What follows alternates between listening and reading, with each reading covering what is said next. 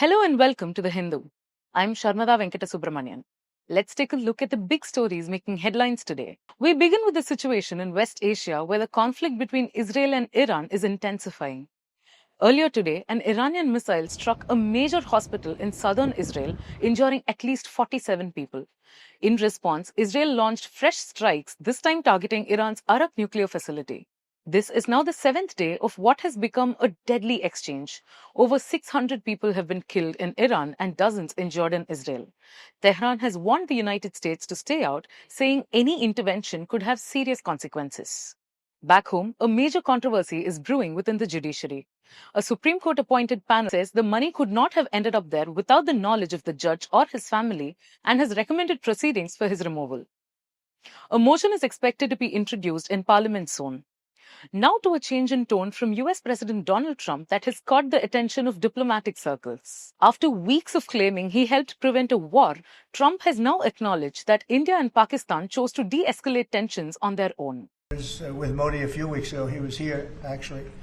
But now we speak to him, and I'm so happy. There was a deal that two smart people, plus, they have people on their staff too, but two very smart people decided not to keep going with that war. That could have been a nuclear war. Those are two nuclear powers, big ones, big nuclear powers, and they decided that. So I was honored to meet him today.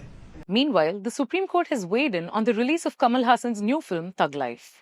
It has directed the Karnataka government to ensure the film screens safely in the state. The court said that mob pressure cannot be allowed to shut down films, stand-up shows, or performances, and reminded the state of its responsibility to maintain order. With that assurance, the court closed the petition. 110 students stranded in Iran have returned home. Under Operation Sindhu, students from universities in conflict-hit regions were flown to Delhi via Armenia after traveling nearly 52 hours. Many spoke of the fear they lived with, missiles, drones, and the constant threat of attack. The government says more evacuation flights are in the pipeline. Assembly by-polls were held today in 5 constituencies across Kerala, Punjab, West Bengal, and Gujarat. There was some tension in Kaliganj, West Bengal, where the Congress alleged that its polling agent was removed by TMC workers, a charge the party denies. The votes will be counted on 23rd June. This is also the first set of elections overseen by the new Chief Election Commissioner, Gyanesh Kumar. In business news, Air India is cutting 15% of its wide-body international flights. This comes after enhanced safety checks were ordered for Boeing 787 aircraft following the recent crash in Ahmedabad.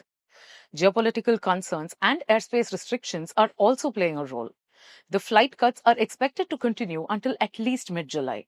And Microsoft is planning a round of layoffs, mainly in its sales teams. The company is restructuring as it shifts focus towards AI investments. The job cuts are expected to be announced early next month. And a quick update from the education space. IIT Delhi is now the highest-ranked Indian institution in the QS World University rankings.